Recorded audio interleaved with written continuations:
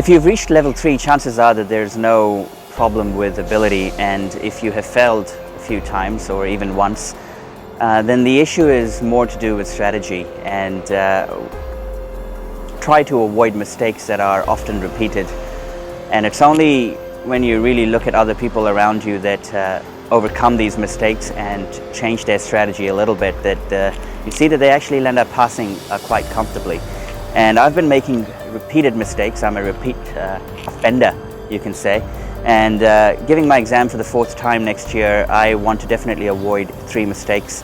And I want to share these 3 mistakes with you guys as well, so that when you're preparing and putting in those extra effort and hours over a number of months, that make sure that you consider these 3 key strategy mistakes that can really be the difference between you failing and passing. Of course, there are many other situations that can lead to a fail. In my experience, the following 3 mistakes are the ones that you should be avoiding for a level 3. The first mistake is not reading from the curriculum, and this has really cost me a few times. And the reason I say that is third-party material is good, don't get me wrong, it's really good, but in level 3 it's good as supplementary information as opposed to primary information or primary reading. And one of the reasons is I always try and limit the number of hours, so I switch to third party and read condensed notes, but that only affects my ability to understand certain concepts. And even understanding, you know, I've given this exam 3 times now, I've been able to overcome, but it's just that in the pressure situations I tend to find myself clouded, and there's lack of clarity.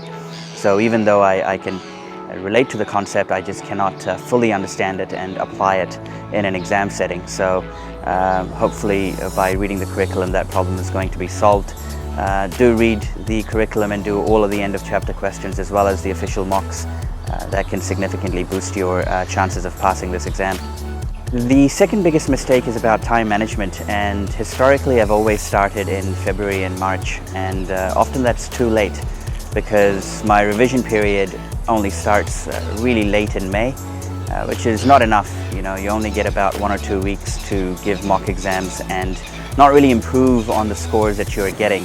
So it's always good to start early, and I think when I look back at my level 1 days, I started in October.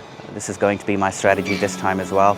I will start in October or early November, and hopefully that will give me a little bit of a break leading into Christmas and then a fresh start post the new year. And the strategy would be to make sure the curriculum is all read and finished by February, so that I can only focus on practice from March, April and May onwards. Accounting for slippage, maybe I will not be finished by March, but then definitely April and May you'd want to keep just focusing on revision and improving areas where you're weak in. The third mistake is more of about priorities, I guess, and it's not having to do with work-life balance, but just studying balance in general. I've only allocated, I think, 1 week away from work in my final preparation week, and I'm kind of feeling that that's falling short.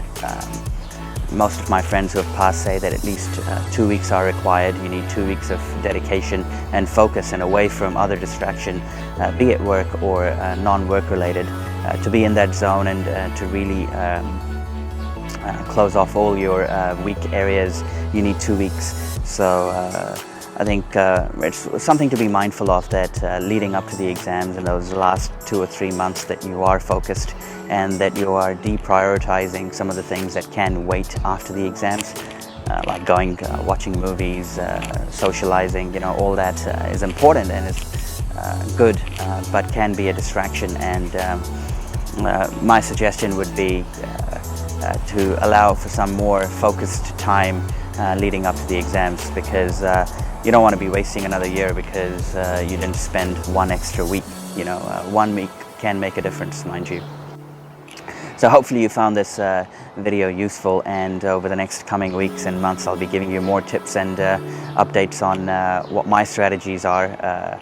You know, a person who has failed 3 times, as I said in my last video, is not really worthy of giving advice, but what I do want to make sure is that others don't make the same mistakes. And my 4th time around I do pass, so that is the motivation, and hopefully all of us in 2020 can finally get over and done with.